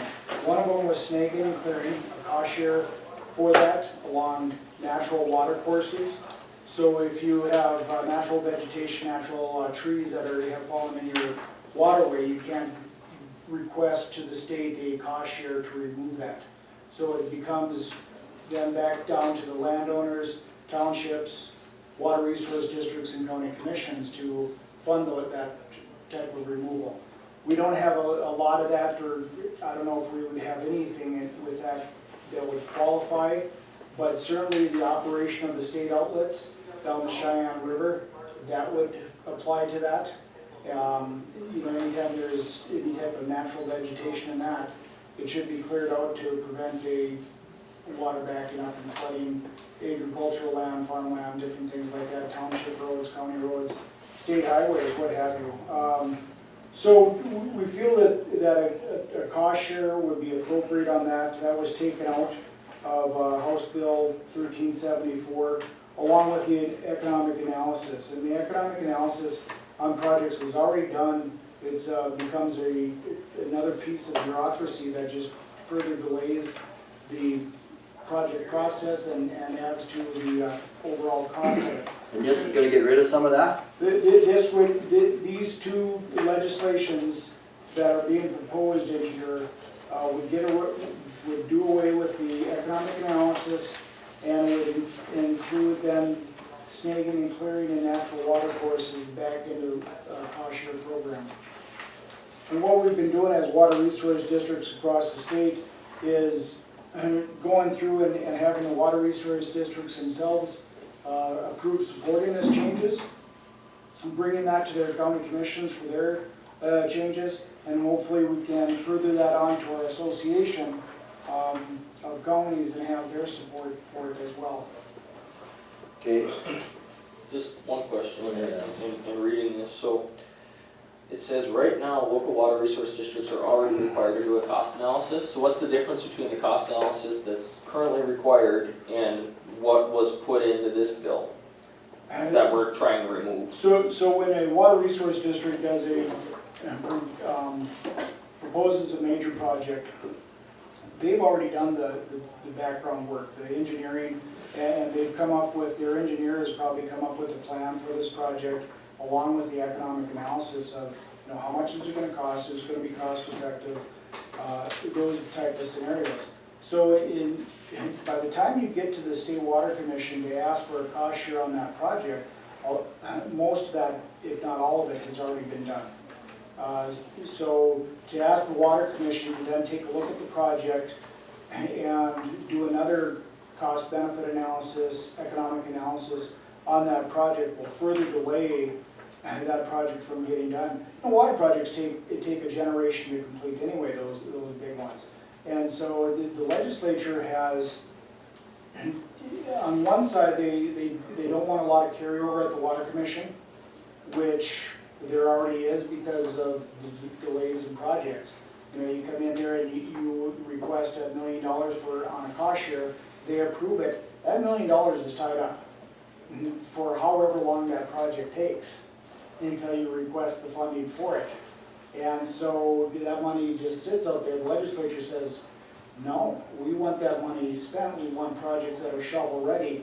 So when you come in to the Water Commission and ask for that cost share for that project, most of everything is already done, they're shovel ready, they're ready to go. All we need now is the funding for it, not another study to further delay it. And then that study is going to cost money too. So now you're going to have another additional engineering firm, and besides the one that you already have from the local level, going through and looking through that and coming up as, is this economically sound? And you don't, you know, economic analysis are always good for projects, but it's already been done. You know, you wouldn't have gotten that far to request a cost share from the Water Commission without having that due diligence already completed. So it's really redundant in what it's asking for. So essentially, like for instance on the Edmore Coulee one, if we've already done a cost analysis, the State Water Commission, essentially how it's written now, is requiring a second cost analysis done by them instead of an outside entity. Right. So it's no different than the concept of like we've seen in the past where we have to ask the State Water Commission to do a flow, and then they're backed way up versus just paying KLJ to do it outside, and then it gets done, and then we can just hand it to them and say, hey, it's finished. Right. When we have people that, you know, Yeah. we trust and we know that they know what they're doing. Yeah. and this bill stops us from doing that. Yeah. Yeah. Legislators, are they aware of what happened here? Well, it was all included in a great big. Yeah, it was Okay, no, I mean, I'm asking point blank question. They're not aware of what happened here. Maybe, you know, with the number of bills that they get and. Yeah, I know, Yeah. You know, and so it was included in a great big water project bill or, you know, last legislative session. And so they had bits and pieces of it that dealt with things that were already being done, but they added another level of bureaucracy to it. And then they took that cost share for snagging and clearing out, which, like I said, doesn't necessarily affect us right here, but our support would go a long way in reversing that. Right. I think there was a lot that was passed in the last session concerning water that probably wasn't read through as well as it should have been, or nobody quite realized the ramifications. Okay, well, let's get it fixed. Let's get our legislators in there. I've I already would talked suggest, to our legislators about this, and they're in support of it. okay, And Dave, Senator Elke would be a sponsor on this. He doesn't want to be the primary, because it's not affecting us, but he would be a sponsor. Representative Johnson said with his pending litigation with the Water Commission, he'd rather keep his name off those type of bills, but, both of them said these changes make sense. yes. So they're in support of it. If we put our support to it, I've talked to Kevin and Terry Trainer at the association level about the association coming out in support of it from their legislative committee.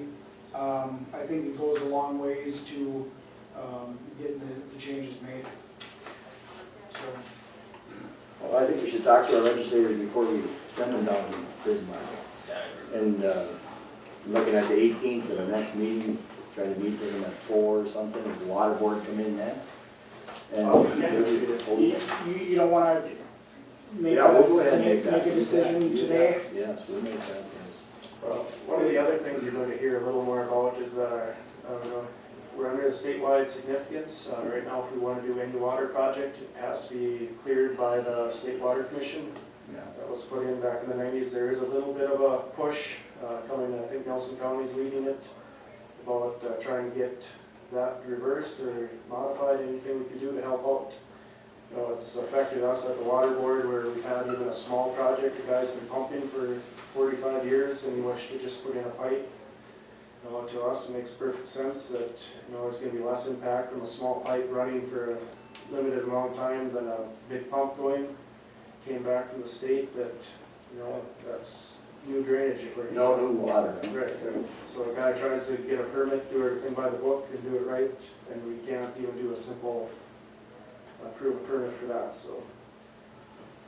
I feel our water board, state water commission has went kind of unfriendly to the people, and I think we should make that plain to them, that they are still working for the people.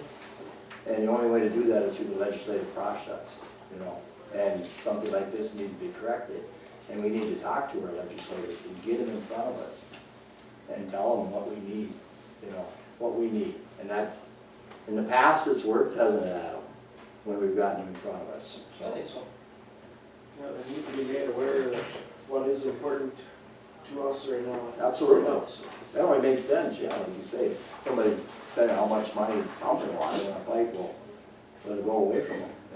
It also discourages people coming in and doing the right thing and asking for a permit. On something they've been doing for years, and I should probably have a permit to do that. And knowing full well that they would get denied, they're not gonna do it. Since '95, that determination has been in place, that every permit coming out of the Water Resource District gets sent down to the state for their approval, and they've all been denied.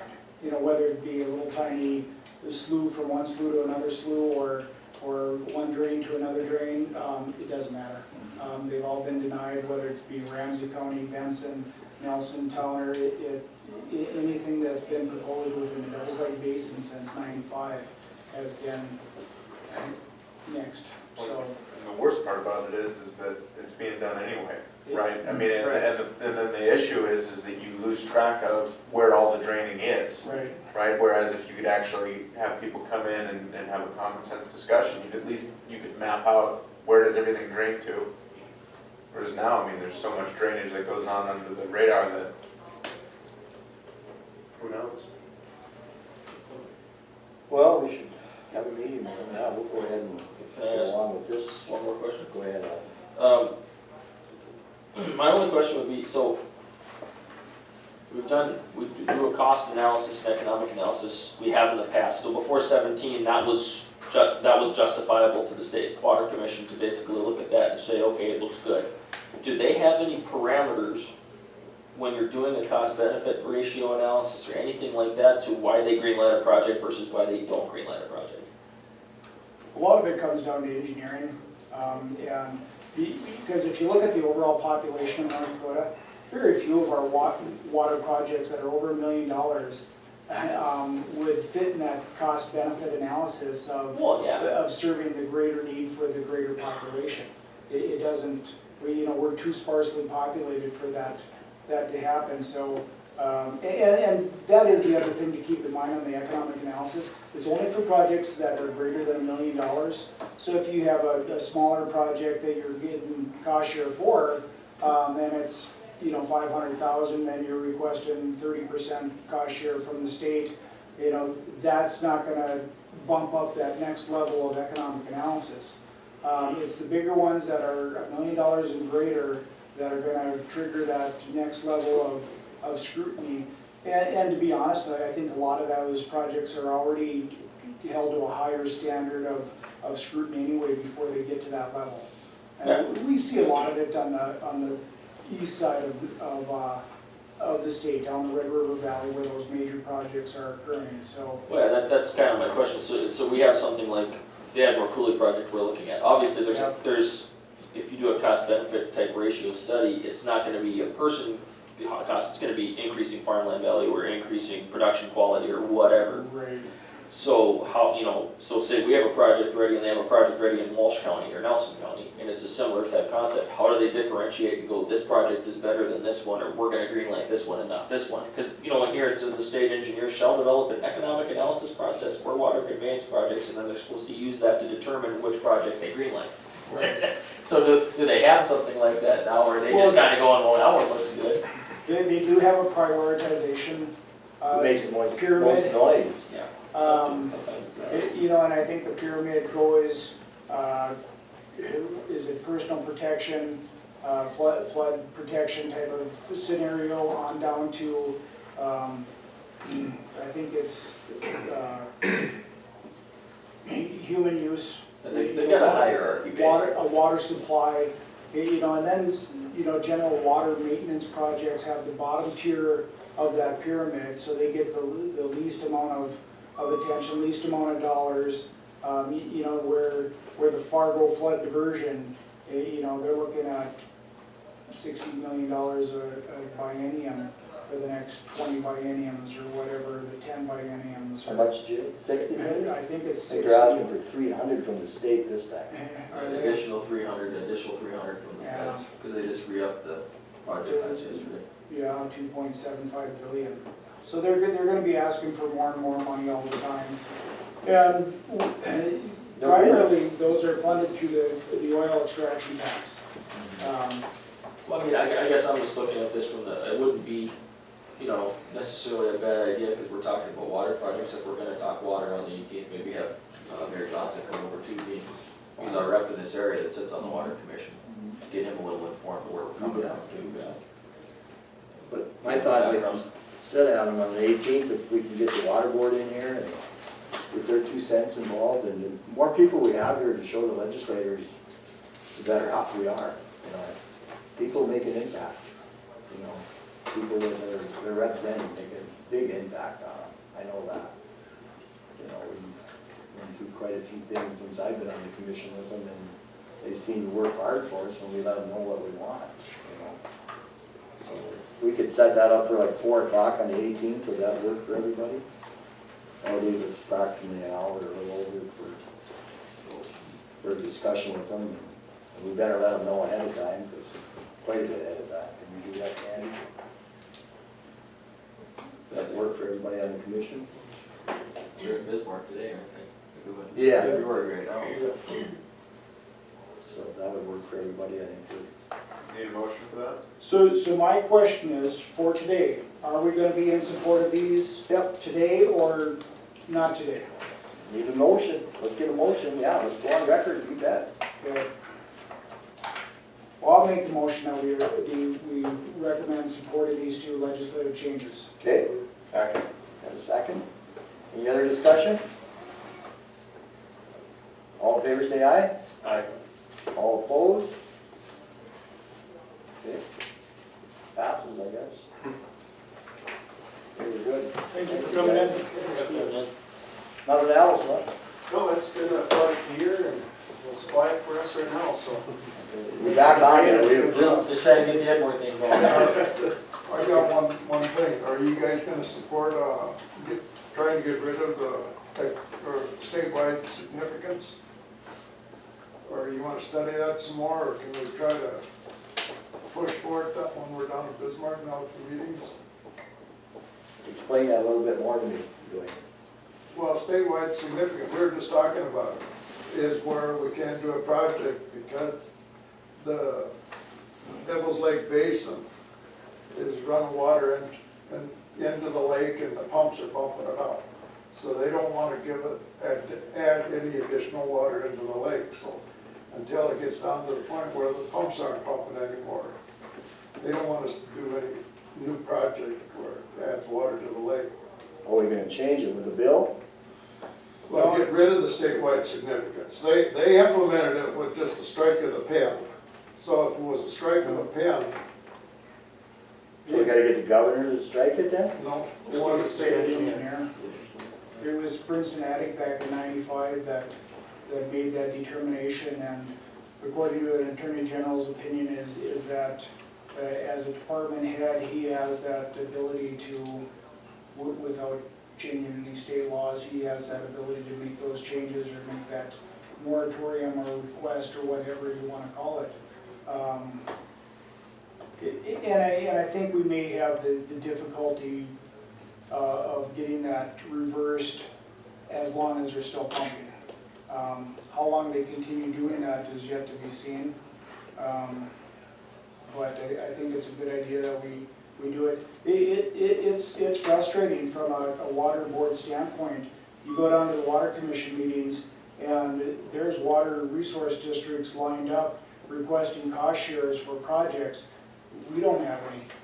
You know, we don't have any because it's of statewide significance and you can't drain it. There's no new drains in the Devil's Lake Basin. Not just Ramsey County, but the entire basin. It has that moratorium on it. And back in '95, it made all the sense in the world. You know, but as we continue to progress, you know, there's, I think, some ideas out there that could enhance water conveyance if only we'd be allowed to do it.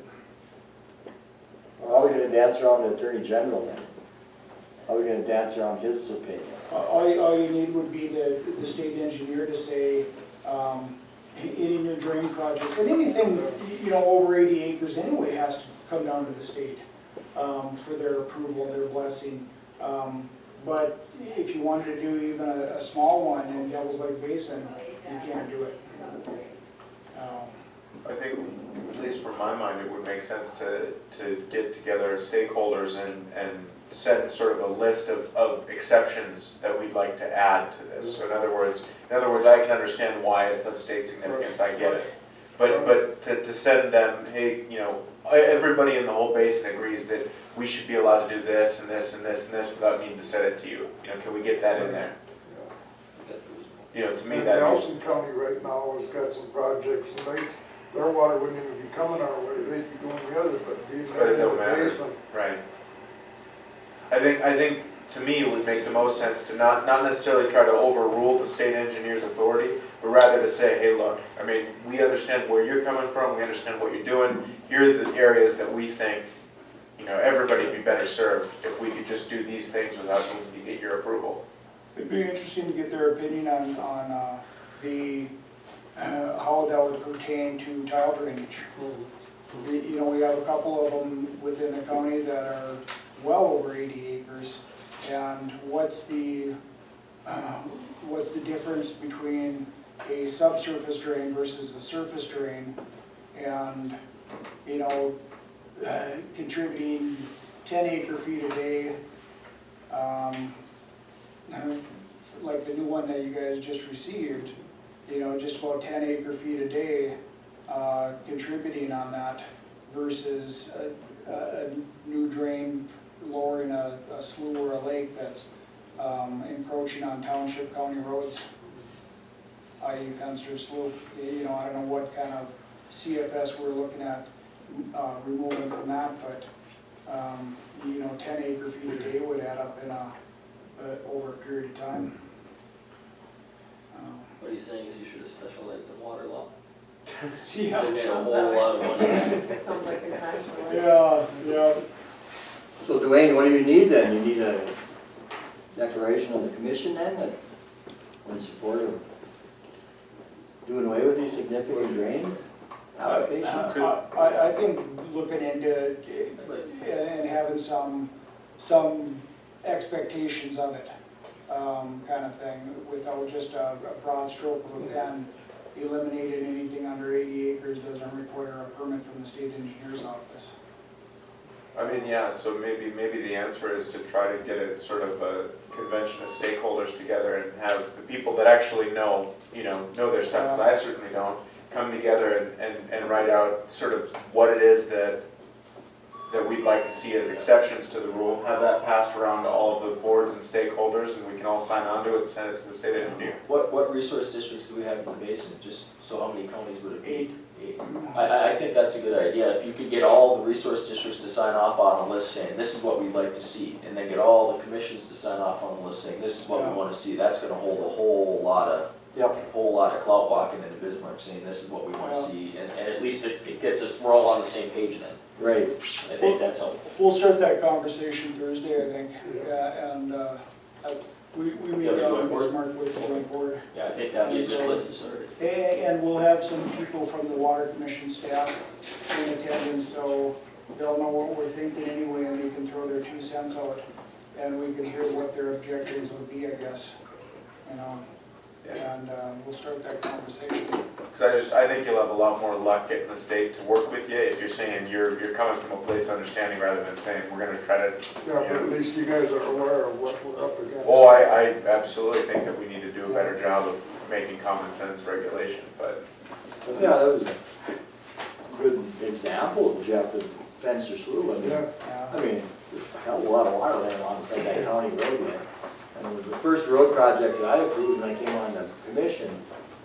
And it was a sizable amount of money to get that road fixed. I mean, so we could have access from that side of the county. And people were coming in on township roads to Devils Lake. Everything else was blocked up. And there's no guarantee that that water is not going to eat on that road. I mean, it's eating on it, there's no doubt about it. We need to get some of that water away. Earlier this summer, I visited with the State Water Commission, the engineer was there. I brought up that project and, even diverting the Edmore Coulee possibly all the way up. Right away they're point blank, they say, well, it's a closed basin, we can't bring it into Devils Lake because of the pumping. But I said, has anybody down here considered the economic impact of, that Edmore Coulee cutting off the whole northern part of the county? I mean, it doesn't happen a lot, but when it does, it's a pretty big impact to everybody on the north side of it. I don't know how many roads Kevin's had to fix multiple times in the same spot from that. I tried to lay out as much as I could and I've heard absolutely nothing back from that yet, so I'm assuming it's not gaining traction down there too quick, but I thought if we don't keep asking, if we can get, Jeff in the lead maybe with the joint board and say, hey, we need to do some projects up here. Yeah. There is an economic benefit, even if it does include more water into the lake somehow. How can we, we can't even study the plan right now because it's a waste of taxpayer money if they're not gonna even consider it. Well, we did study that a little bit, 3-4 years ago, I guess. And actually submitted a funding request to the State Water Commission for that Flat and Coulee diversion, but it, that state waste significance thing just basically kicked it right out, so. Yeah. And we did some economic analysis of what doing this work would save on road work. Well, yeah. I mean, we could justify it easily just that way. Well, yeah, the water finding its way down the coulee is gonna get to the lake somehow, it's just gonna take a lot longer. Well, You can divert it so you don't cut a bunch of township roads out, and county roads and everything else, it just makes sense. Well, and this was to basically diverting some water from going into the west end of the lake and going into Sun Lake instead. Oh, yeah. So it wasn't really adding to the lake flows when the lakes are connected. But it still wasn't enough to. We just talked about the culverts on 3. I mean, look at the relief we get there if we send some water the other way. Yeah, that was one of the sites I cited. We're getting into old water discussion here, you can start talking Channel B, you can, all that kind of stuff. Paul Becker brought that, fence or divert Edmore Coulee through Spencer Slough, and it was a good idea, and I thought we had some traction and Still is. just kind of died. Well, and part of what the roadblock we hit, I guess, before we even say what significance is, it sampled the water in the slough, that slough and the one south of it, that it would go through, and basically they told us that that water wouldn't really clean up with the spring runoff or anything, that, you know, we sampled it 2 different times a year, and it was much dirtier than the water, even the west end of Devil's Lake, or east end of Devil's Lake, I guess. Saltways? Not Yeah. dirtier, more dissolved solids pop. Yeah. Terminology. Yeah, it had a lot of salts. I can remember seeing it. It's a little brackish, that's all. But yeah, I think if you go that route and get all of the basin resource districts on board and get the counties on board, either the state engineer will okay to what we'd like to see a little bit, or I think that you get a pretty strong case to the state legislature if that doesn't happen. You know, It's a good idea, Lucas. Who are we gonna have spearhead this? I think it's gotta come from the water, Water? would be my opinion. I think it's gotta come probably from the joint board, and then we can go, and then the commissions can hop on if they want to, and I think that's the. If we could get that started ahead of this legislative session, would help a lot. Well, we're having the Trying to make discussion on noise. Thursday, if we have to have a special meeting between now and January, we can arrange that too, so. I don't think anybody has anything going on in December anyway, so. Okay. Thanks for your input. Yes, guys. yeah, thank you. Thank you. Okay, visitors and delegations. I don't think there's any here today. Report on portfolio. Mark? We discussed the LAZ, so that's pretty much it. Okay. Yeah. I don't have a whole lot, you know, we have our water convention, starting this afternoon, and Bismarck runs through Friday. We'll be giving out the Water Stewardship Award to Nelson County Water Resource District for their Michigan Spillway project. I think it was an excellent project, I think I've mentioned that before. The Commodore Award, which is the highest award that the state water gives out, is going to our nominee, and unfortunately, as a nominator, we don't get any recognition for that, other than the satisfaction that the person that we nominated is receiving it, I guess, so. That'll be Thursday evening. I don't know if anybody wanted to come down in attendance from Ramsey County. I do have an extra room for that evening. And that, Gary's busier than a one-armed man in a paper hanging contest.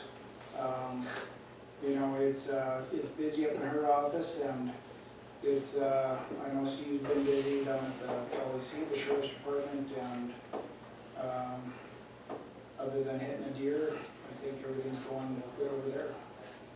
When you hit a deer, That was a while ago. yeah. That was quite a while Quite a ago. while ago, we got to go. The sheriffs, you guys saw that on the thing, I had to fix one of the SWAT. One deer. Yeah, it's, they're out there, They are. yeah, so, yeah, so other than that, the extension office, you know, everything that's going on up there, you know, with hire of the assistant, temporary or part-time person, they have their extension roundup the 9th and 10th? 8th and 9th. 8th and 9th, I think. 8th and 9th. I know we had to move our joint board meeting over to the city, but they're meeting at their extension roundup at the same time. So that's always a good deal, and I know Bill's been on top of that Palmer Amaranth deal, and Scott Canopy over in Benson County is one that discovered it actually along a rail line, where rail cars come in and unloaded and loaded at an elevator. It was right next to something like that. So that certainly should be a concern for our elevator systems as they get cars in from other locations. You know, and I know Mr. Canopy was going to mention that to the Ag Department and let them know that we need to do a better job of either inspecting those before they get refilled, or so some of that small noxious weed seed doesn't get spread throughout the country. side. That Palmer is a nasty thing, as agriculture producers struggle with commodity prices. Now imagine your commodity is 70% less yield because of Palmer. Or you have to spray $150 an acre to control it. It's a big cost, and so fortunately Bill was on top of that and went down to that tour they did in Nebraska and saw just how devastating that weed can be.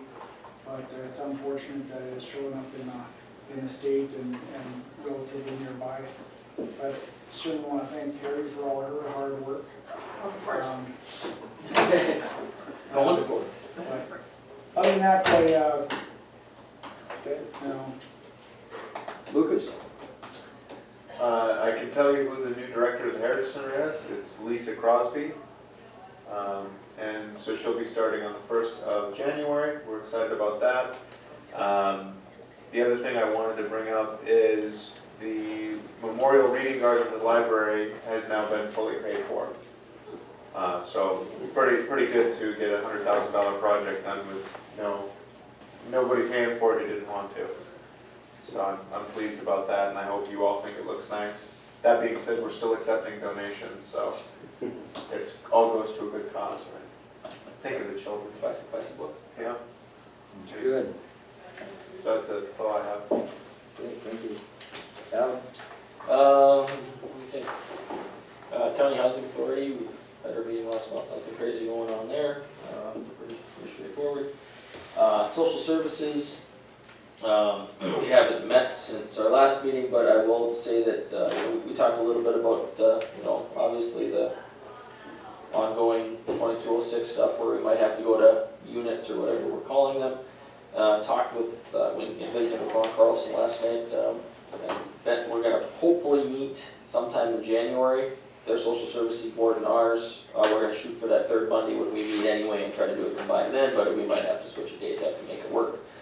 And try to coordinate to get that to happen, to start that discussion about if that's a possibility, so we can kind of start feeling our way towards, at least having a plan in place in case, depending on what happens at the legislative session. Other than that, I would say I have read some stuff from different places where there's going to be a push, I think, to try to update that 2206 so it's not off the 15 baseline. So we don't have to fund that gap is the hope, but we'll see what happens because oil is no longer at 65 bucks. It went up a little yesterday, but that's what we're kind of depending on to fund a lot of these things. So. You haven't heard what you're thinking about? No, I just know that there's other counties that are going to make a push and say, hey, we can't possibly fund 2020 and 2021 off of the 15 numbers when we've figured in, nothing crazy, but I mean, even if you just talk with 2% cost of living, it blows your budget. So I know there's going to be some push from that aspect. I don't know if I got reappointed to the legislative committee or not, but I'm sure that'll be meeting pretty soon. How do you find out? I don't know. Nobody tells me anything. Candy? I don't know. I haven't heard from the state. I figured I must have got back on it because they would send an email, I'm sure, or something. But I'm sure the legislative committee will start cranking up here pretty soon, sometime here in December, I would guess. They'll meet the first time and set priorities and then start rolling. The first day of the session is what? So January. Question to bring up to the legislators on the 18th, if we can get them in here. We should contact them right away. Go ahead. No, I think I can't think of anything else off the top of my head right now. That's pretty much all I've got. I really don't have much. We talked about the law enforcement center. Like I said, the inspectors, I thought they were quite happy with what things looked like out there, and everything seemed to go pretty good. They met with the board out there too on Wednesday morning. So. Yeah, I was gonna say I was in attendance at that meeting, and it sounded positive. There was 5 things that they wanted adjusted, so to speak, and I think 4 of them were policy changes that are paperwork that pretty much could have got, I'm sure are fixed by now. And the one thing I got the feel from them, I guess, was they were very positive about the changes that have been made, and essentially, they could walk into the facility on any given day and probably find 1 or 2 or 3 things that could. I mean, that's any facility. So it sounded like at least we're, hopefully moving in the right direction, but I think Mark's right in saying hopefully the 10th of December is probably, hopefully, but it's probably gonna be more later, but they have to come up with a plan together with, the higher ups in the corrections department. Yeah. If I haven't heard from by the 10th, I will make a phone call down there and visit with them again. But I think we'll hear by then. Week of the 10th, maybe I should say that. Next week, I think we'll hear by then. So. It sounded positive though. Yeah, it did. That's the main thing. There's 108 jail standards. I mean, Yeah, I like, mean, it's just about laughable, I think. But that's a lot of different There stuff is that you a lot have of to stay things. up to date on, and they're constantly changing. So, I don't know if that's we've only got so many staff to stay on top of all these things, so maybe the state needs to give a little more support in making sure we're constantly up to date. And I don't know where that all is, but it just seems like a common sense thing, so. announcements, anything on announcements? This idea of Lucas's, we gotta really, I think that's a good idea, that 8-county deal, and get the water board behind it, basin board and all the county commissions.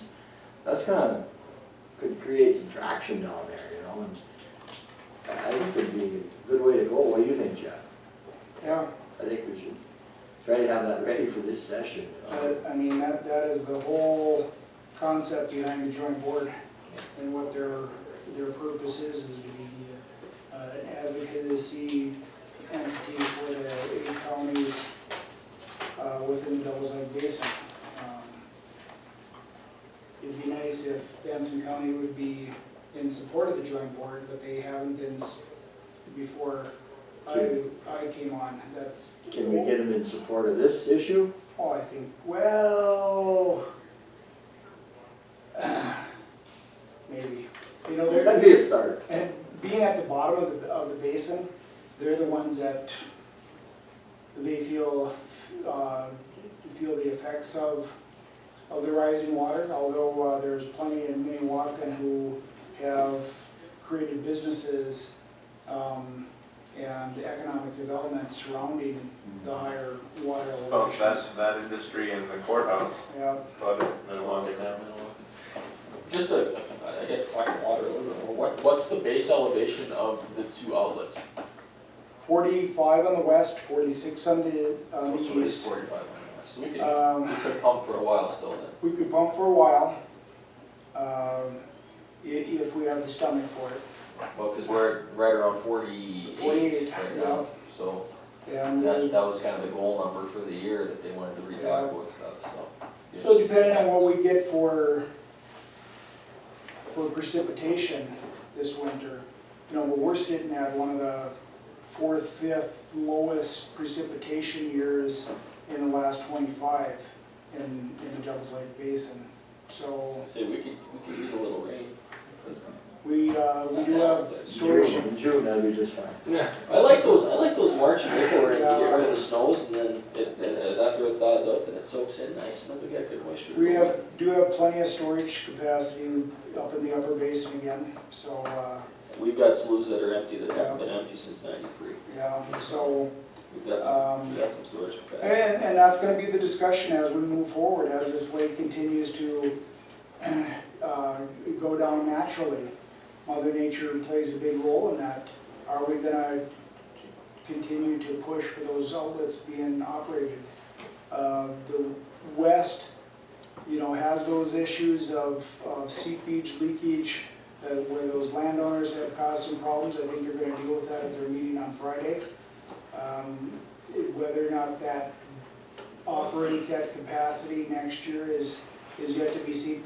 The east end hasn't been operated at full capacity for probably 2 years or better. I think they turned it on last spring at full capacity just to test all the pumps. And after that, it was, half speed the entire season. So I think they ended up pumping off 118,000 acre feet last year with the 2 pumps combined. I've been asked, is there plans of going lower than that? I haven't heard any talk or speculation. I think that'd be a very difficult proposal from the state standpoint. it would have to be a new permitting process in order to accomplish that. And I don't know if there is that type of push towards that. I think the county in the past, the city of Devils Lake, has gone on record of supporting a 46 elevation. A few years back, and it's probably been longer than that, the joint board brought in county commissioners and water resource district members. And at that time, we decided on a 47 elevation would be acceptable to push towards. And that was because of a push from Nelson County wanting that Jerusalem coulee continue to have a flow through it. And at 46 is the bottom of that elevation or that coulee. So below that, they would be isolated over there. And so we've gone on record of supporting that. Whether or not we want to revisit that as a commission, and but next spring, the Outlet Advisory Committee will be meeting. That always comes up sometime April, May, depending on the weather, the thaw, things like that, on what the goals of the outlet should be for that season. And again, a lot of that's going to be determined by runoff. Yep, see what happens this winter, then. Yeah. Okay, anything else on announcements? Nothing else, we're adjourned.